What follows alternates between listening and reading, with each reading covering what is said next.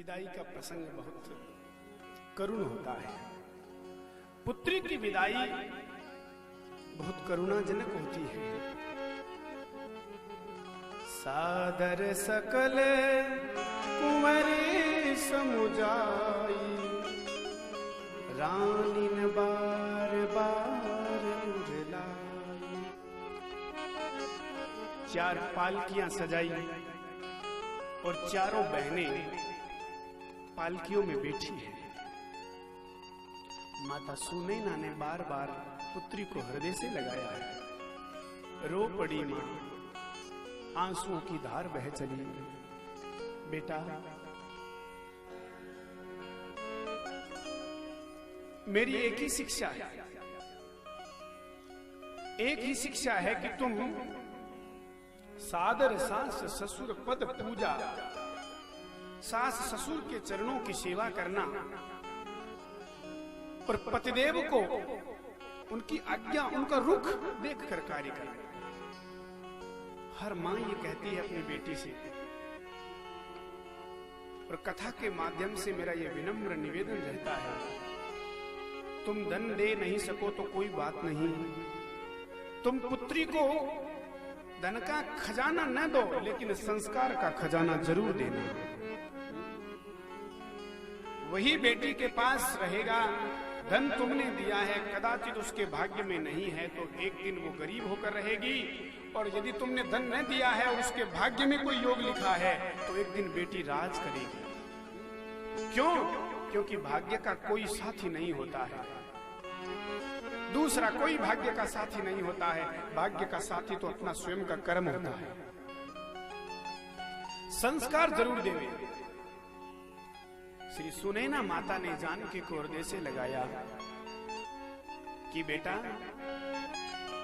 जैसे गंगा जी हिमालय से निकल करके संपूर्ण भारतवर्ष में बहती है और कई मोड़ आते हैं, कई विकट परिस्थितियों से गुजरती है, कई उतार चढ़ाव आते हैं, लेकिन गंगा अपनी यात्रा पूर्ण करके जहां तक गंगा सागर में गिरती है वहां तक गंगा पुनीत है, पवित्र है, बड़ी शुद्ध और निर्मल है। ऐसे ही तुम्हारे जीवन में कितने ही उतार चढ़ाव आए, दुख आए, विकट परिस्थितियों के मोड़ आए, लेकिन बेटा, गंगा के समान जीवन को पवित्र रखना, गंगा के समान जीवन को श्रेष्ठ रखना। जीवन में कभी दुख आवे तो किसी पड़ोसी के सामने जाकर, किसी दूसरे के सामने जाकर आंसू मत बहाना। घर के कोने में एकांत में बैठकर रो लेना, लेकिन कभी कुल की मर्यादा नीची मत करना। कुल की आन का ध्यान रखना पुत्री। यही सच्चा धन है प्यारे।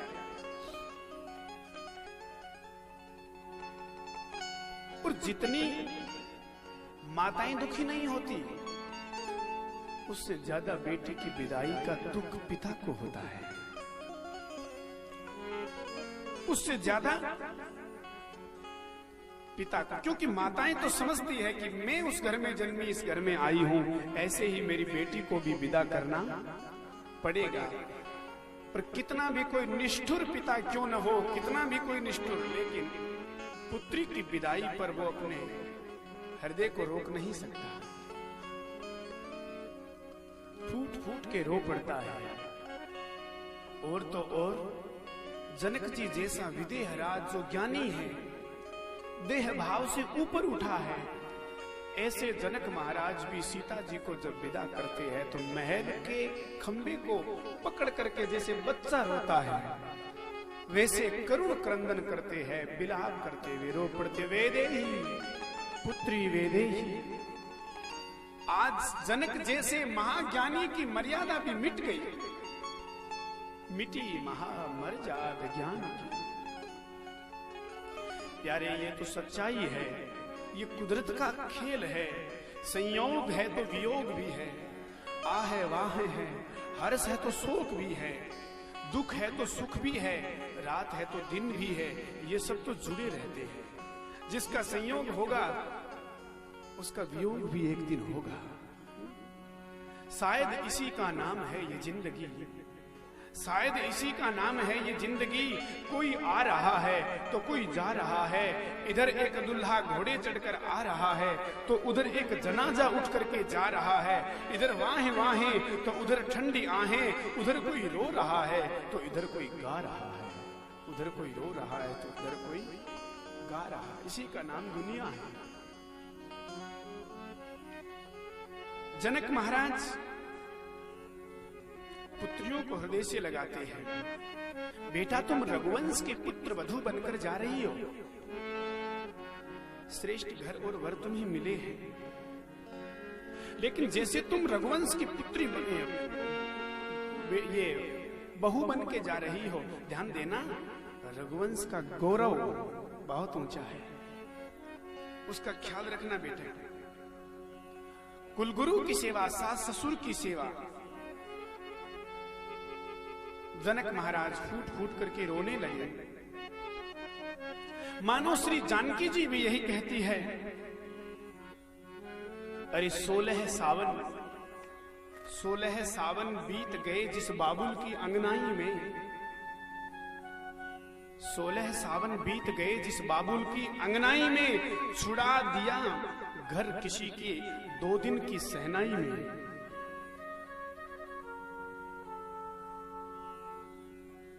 पति रुख लख आयसु अनुसरे। मां ये कहती है कि तुम पति का रुख देखकर काम करना। क्यों? क्योंकि राम जी बड़े संकोची है, ये कहेंगे नहीं, तू रुख देख करके स्वयं कर लेना। राम जी संकोची है, कहेंगे नहीं, तुम पति का रुख देख करके काम करना। मिथिलेश जो है विलाप करते हैं, जो सीता जी ने छोटे छोटे तोते और मैना सोने के पिंजरा में रखे थे, पाल रखे थे, वो भी कहते व्याकुल होकर के, तोता कहता रोता और मैना कहती कि मैं ना रहूंगी मैथिली के बिना। तोता कहता है रोता और मैना कहती कि मैं ना रहूंगी मैथिली के बिना। हमें भी सुख सारिका वो भी रोने लगे। देखते ही सी मूर्ति को निज अंग विसूरती खोवन लागे। जनक महाराज के विषय में लिखा है श्री बिंदु जी महाराज ने, देखते ही सीए की मूर्ति को अंग अंग की विसूरती खोवन लागे, मानो विराग की राग मही दृग अंजलि बिंदु सो धोमन लागे। मंत्री सब मन मौन धरे, मिथिलेश की सूरत जोवन लागे। आज ज्ञान की तो मर्याद मिटी, कह जानकी रोवन लागे। आज ज्ञान की मर्यादा मिट गई और जानकी बेटा जानकी कह करके महाराज जनक रोने लगे।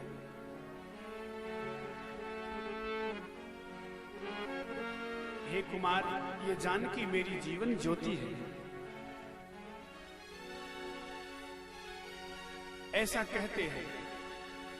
पालकियां सजी हैं और विदाई का प्रसंग सहनाई वालों ने करुण स्वर छोड़े हैं। सहनाई बीज करके, सहनाई बोल करके, गूंज करके प्रेम बीज बोए। और विवाह का एक ऐसा प्रसंग होता है सज्जनों, सहनाई गूंज करके प्रेम बीज बोए, एक आंख हंसे मगर एक आंख रोए।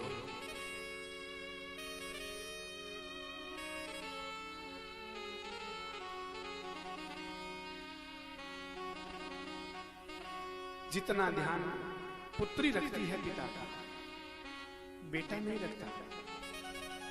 बेटे से भूल हो जाती है, और बेटा तो है ही बंटवारे के लिए, लड़का तो है ही लड़ने के लिए, पुत्र तो कोई एक आध होता है।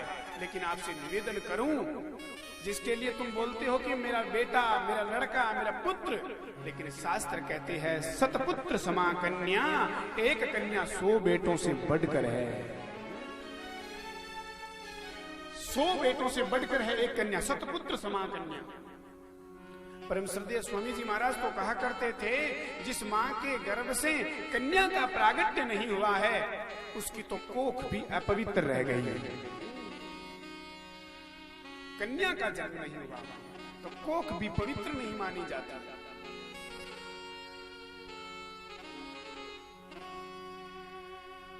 जनक महाराज विदा करते हैं।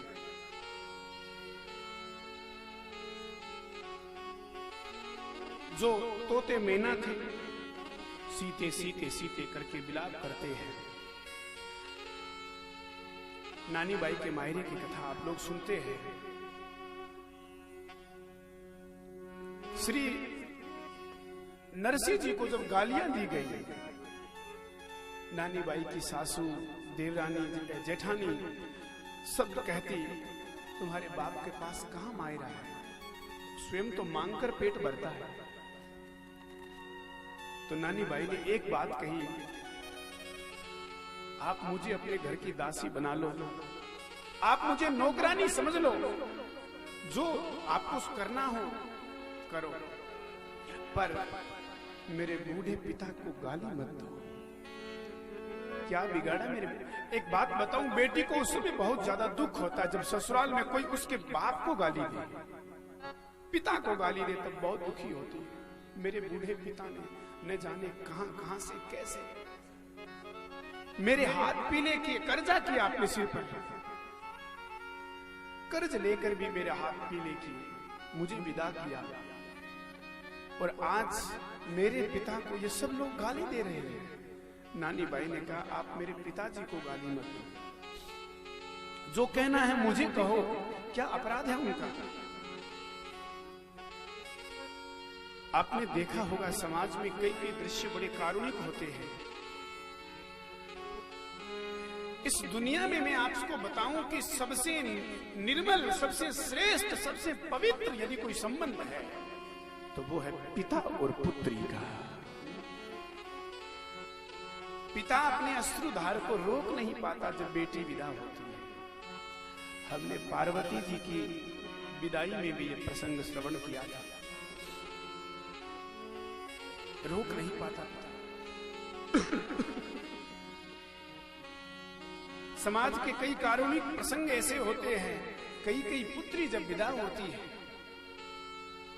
उनके पिता नहीं होते, सखियां मंगल गीत गाकर के विदा करती है,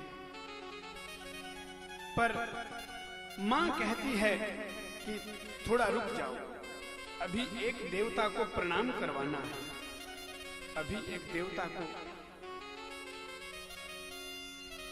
सखियां विदा करती है, पर मां उसे लेकर के अपने घर के एक कक्ष में लेकर जाती है। और वो वैधव्य जीवन जीने वाली मां, न जाने आज इसके बाबूजी होते तो कितने धूमधाम से विवाह करते, न जाने आज इसके पिता होते तो क्या क्या देते उनका मनोरथ। लेकिन हे विधाता, ऐसे में तुमने उनका हाथ ऊपर खींच लिया और मैं अकेली कैसे बेटी को विदा करूं? वह विधवा मां भी न जाने कहां से कैसे व्यवस्था करके बेटी का कन्या दान करती है। और विदाई के समय जब वह मां लेकर के जाती है, बेटा इधर आओ, और सखियों के साथ से ले जाकर जब मां हृदय से लगाकर एक कक्ष में ले जाती है, अपने दिवंगत पिता जो बेटी के हैं उनकी तस्वीर को दिखा करके कहती, बेटा ये तुम्हारे बाबूजी हैं, आज ये संसार में होते तो न जाने कितना विधिवत तुम्हारा विवाह होता। लेकिन एक बात बताऊं, इतना निर्मल संबंध है कि जब पुत्री उस तस्वीर को देखकर भी अपने बाप को याद करके जब वह घर छोड़ती है, तो उसी समय उस मृत पिता की आत्मा भी बोल जाती है कि बाबुल की दुआएं लेती जा जा, तुझको सुखी संसार में। बेटा, उस दिवंगत पिता की आत्मा भी बेटी को आशीष देती है कि तू सदा प्रसन्न रहना पुत्री, तू सदैव सुखी रहना।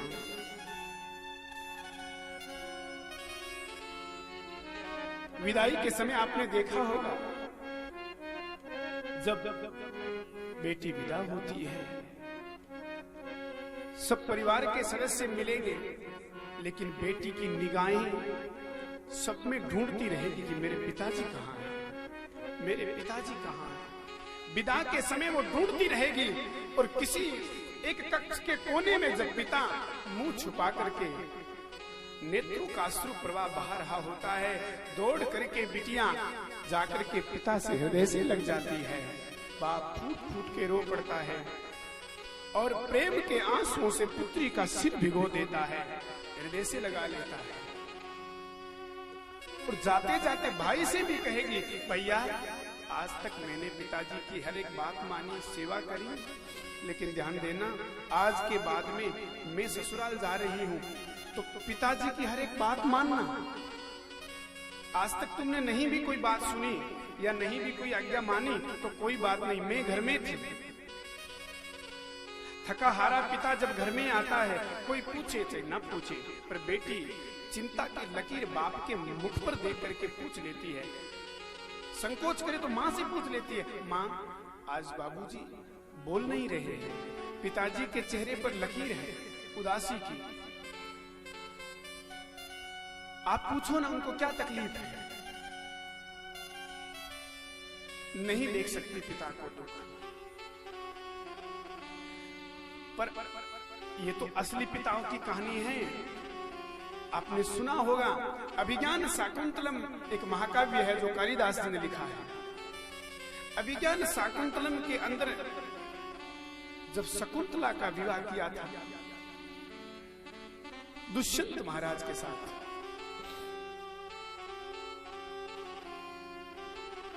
एक नकली पिता ने नकली पुत्री को विदा किया। असली पिता का तो दुख वाजिब है, लेकिन शकुंतला बेटी किसकी थी? विश्वामित्र जी और मेनका की बेटी थी। विश्वामित्र और मेनका की बेटी थी शकुंतला, लेकिन उन्होंने उसे छोड़ दिया था वन में। तब एक शकुंत नाम के पक्षी ने पालन पोषण किया, तब उसका नाम हुआ शकुंतला। और उसी शकुंतला को कण्व ऋषि अपने आश्रम में ले आए और शकुंतला का पालन पोषण किया। पर आप जानते हैं जन्म देने वाले पिता से पोषण करने वाले पिता का स्थान 21 होता है, 19 नहीं होता। वसुदेव जी से श्री नंद बाबा का स्थान 21 है। कण्व ऋषि ने पुत्री का पालन किया। जब शकुंतला बड़ी हुई, कण्व ऋषि कहीं गए थे तीर्थ यात्रा में, दुष्यंत महाराज के साथ शकुंतला का जब विवाह हुआ, दुष्यंत ये कहकर के छोड़ गए कि हम जब तक ऋषि न आए तब तक आपको लेकर नहीं जाएंगे। बड़ी लंबी कथा है, वो जाकर हस्तिनापुर भूल गए थे। तब जब कण्व ऋषि आए और उन्होंने शकुंतला को विदा किया, क्या बताएं महाराज, उस समय वन प्रदेश के पक्षी भी रो पड़े, वृक्ष लता पता भी रो पड़ी और कण्व ऋषि पागल हो गए। जब शकुंतला को विदा किया, वृक्ष से लिपट गए और जिस कण्व ऋषि के आश्रम में गाय बछड़े बछिया थे, तो छोटे छोटे बछड़े बछिया दौड़ करके दुष्यंत महाराज के रथ के आगे पड़ गए, गिर गए और बोलने लगे, आप महाराज यदि रथ ले जाना हो तो हमारे ऊपर से ले जाओ, रथ ले जाना हो तो हमारे ऊपर से ले जाओ। हमारी माँ जो गौ माता है वो तो वन में चली जाती है सुबह घास चरने के लिए, लेकिन दिन भर हमारा पोषण जो है, दिन भर हमारी देखभाल जो है, ये शकुंतला माता ही करती है। बछड़े बछिया भी बिलख पड़े। कारुणिक प्रसंग है शकुंतला और दुष्यंत महाराज की कथा का। जानकी जी को हृदय से लगा करके ज्ञान की मर्यादा मिट गई और कहने लगे, बारही बार सुता उरलाई,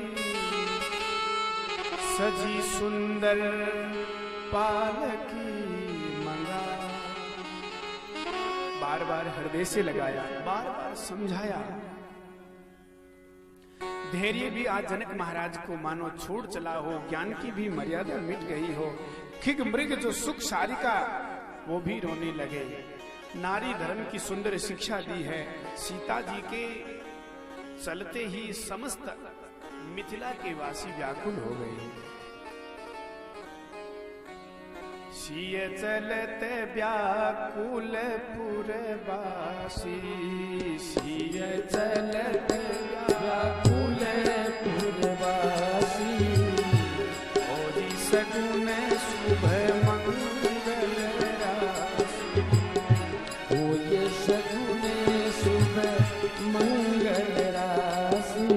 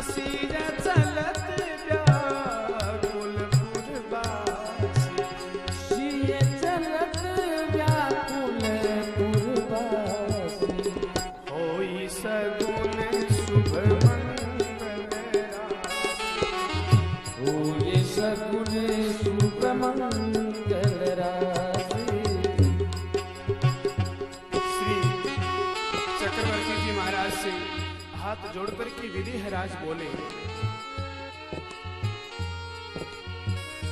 रामचरितमानस जीवन के प्रत्येक परिप्रेक्ष्य में बड़ी खरी उतरती है। किसी को देखना हो पिता पुत्र की लीला, दशरथ जी और श्री राम जी को, पति पत्नी का दाम्पत्य जीवन देखना हो तो राम जानकी को देखो, भ्रातृ स्नेह देखना हो, भाई भाई कैसे रहे तो राम जी और भरत जी को देखो, भ्रातृ प्रेम देखना हो तो मानस में देखो, दाम्पत्य जीवन देखना हो तो मानस में देखो, पिता पुत्र का धर्म देखना हो तो मानस में देखो, और दो समधि कैसे रहते हैं ये देखना हो तो भी मानस में देखो, और गुरु परंपरा में कैसे रहा जाता है ये भी सीखना हो तो भी मानस में देखो। जीवन के प्रत्येक परिस्थिति पर मैं ये कहूंगा कि श्री रामचरितमानस कथा भगवान राम की है, लेकिन राम जी की कथा के माध्यम से हम सबके जीवन में घटित होने वाली घटनाओं पर गोस्वामी जी ने प्रकाश डाला। सीता जी तो एक ही बात कहती, पिताजी मैं भी तो आपके आंगन की एक कली हूं, और देखो पुत्री कितनी त्याग की पात्रा होती है, एक बार भी मुड़कर वो ये नहीं पूछती कि पिताजी आपने मुझे इस आंगन से उठा करके न जाने किस आंगन की बगिया में डाल दिया।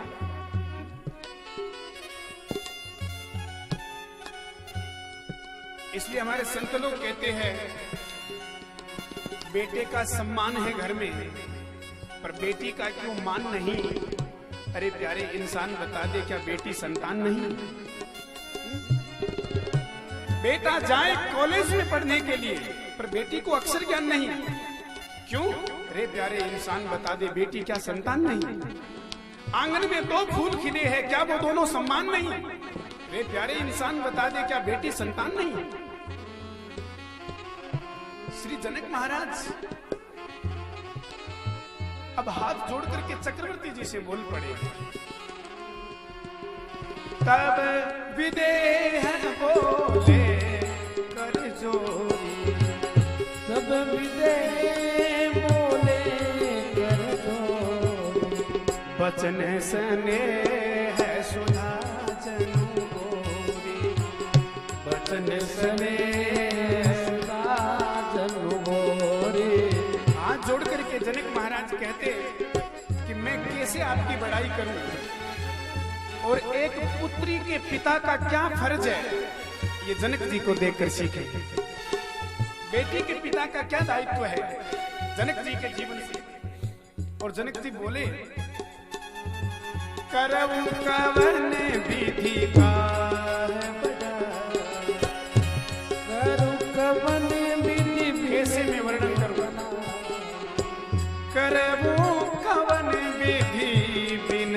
बनाई, करूं कवन विधि विनय बनाई। महाराज मोहि दीनी बढ़ाई, महाराज मोहि दीनी बढ़ाई।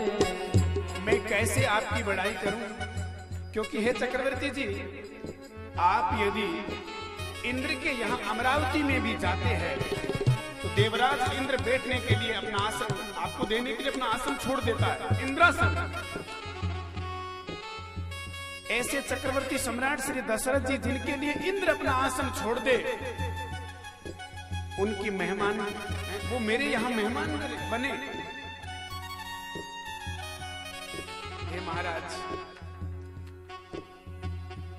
मैं कैसे आपकी बड़ाई करूं?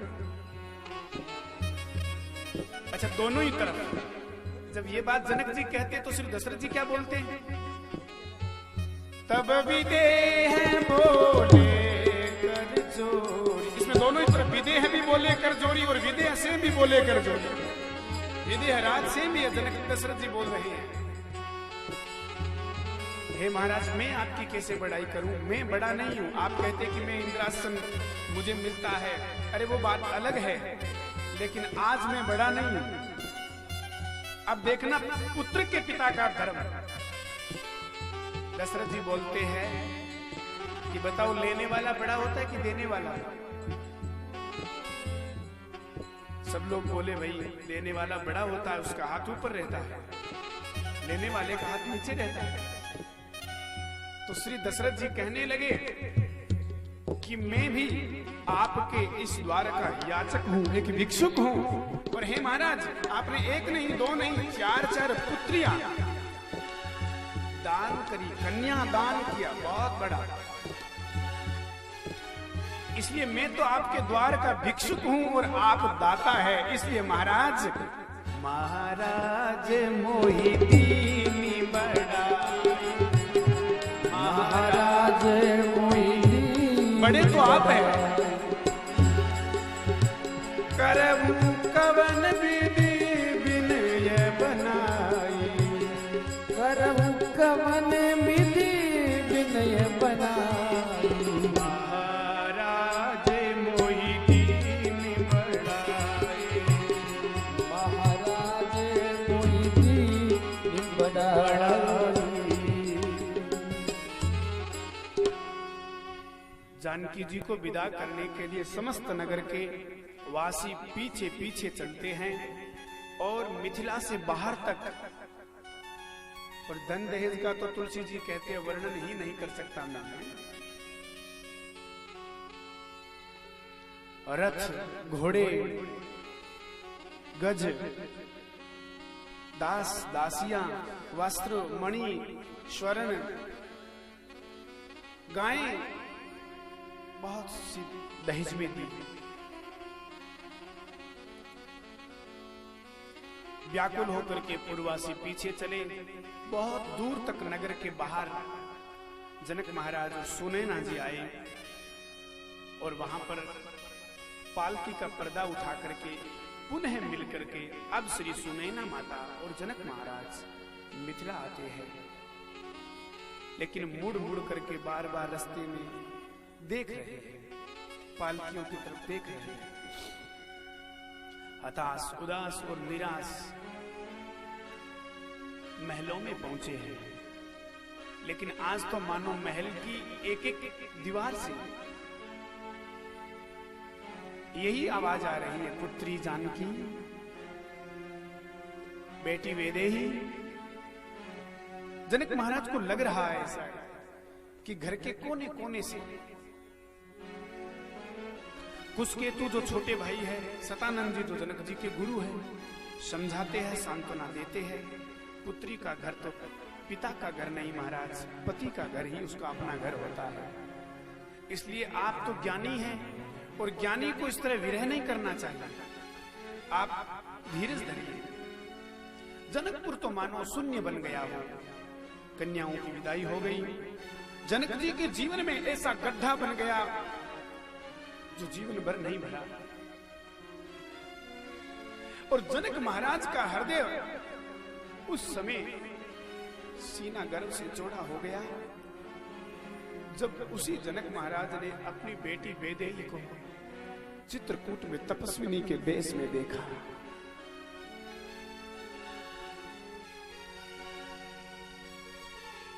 जानकी जी जब उन्हें तपस्विनी के वेश में मिली, उस दिन जनक महाराज रो करके हृदय से लगाकर कहते, बेटा मैंने सब कुछ तो दिया था तुम्हें, सब वस्त्र इत्यादि भी भेंट किए, सब प्रकार के श्रृंगार के आभूषण भी दिए, लेकिन ये वेश तो मैं देना भूल गया था बेटी, ये वेश मैंने नहीं दिया था। ये तापस वेश विशेष उदासी 14 वर्ष राम वनवासी, ये वेश किसने दिया? लेकिन हृदय से लगा करके जनक महाराज उस भरी सभा में बोले कि बेटी आज मेरा सीना गर्व से चौड़ा हो गया। तपस्विनी के, क्योंकि उन्होंने पहले ये नहीं सोचा था कि जिस सूर्य वंश के साथ मेरा संबंध जुड़ा है, जहां मैंने 4 पुत्रियां दी है, एक दिन मेरी बेटी को तपस्विनी का वेश बनाकर चित्रकूट में रहना पड़ेगा। सोचा नहीं था जनक महाराज। लेकिन इतना सब हुआ, उसके बाद में भी जनक जी ने एक बार भी किसी को कुछ कहा नहीं कि आपने ये क्या किया, न भरत जी को, न कैकेयी माता को, न किसी को। क्यों? क्योंकि जनक महाराज ज्ञानी हैं और वो जानते हैं कि कर्म का, भाग्य का साक्षी केवल और केवल जीव का अपना कर्म होता है। इसमें दूसरा कोई साक्षी नहीं है, कोई साथी भी नहीं है, बस कर्म ही जीव का साथी है। किसी से नहीं कहा जनक जी ने कुछ भी, न भरत जी से, न कैकेयी माता से। इस चरित्र से हमें यह शिक्षा लेनी चाहिए। आजकल छोटी छोटी बात को लेकर घरों में अक्सर वह बात पीहर चली जाती है। ससुराल में बेटी के साथ जरा सा गलत कुछ हो जाए तो पूरे परिवार में वहां न चले पता, उससे पहले बात पीहर चली जाती है, मायके पहुंचा देती है बात। ये चरित्र हमें शिक्षा देता है। सीता जी के पिता भी तो आखिर विदेहराज है, एक सम्राट है, कोई कमी थोड़ी ही थी। जिस सीता जी ने पलंग पीठ तजी गोद हिंडोरा, शियन दीन पग अवनी कठोरा, कभी कठोर भूमि पर चरण नहीं रखा था, वह सीता जी नंगे पांव राम जी के पीछे पीछे 1 नहीं 2 दिन नहीं 3 दिन नहीं पूरे 14 वर्ष वन में रही, शिकायत नहीं करी एक बार भी अपने पिता से कि ये क्या किया आपने मेरे साथ, कैसे घर में दे दिया, एक बार नहीं कहा। इसलिए ध्यान देना, कभी माँ बाप से ये न कहे कि आपने ये क्या कर दिया, ये कैसा घर वर्ग मिला है मुझे। सीता माता के चरित्र से तो यही सीखना है। जानकी माता तो पतिव्रता स्त्रियों के लिए बहुत ऊंचे शिखर पर बैठी है। उसे देख करके पतिव्रता धर्म की धारा पर तुम चढ़ो तो सही।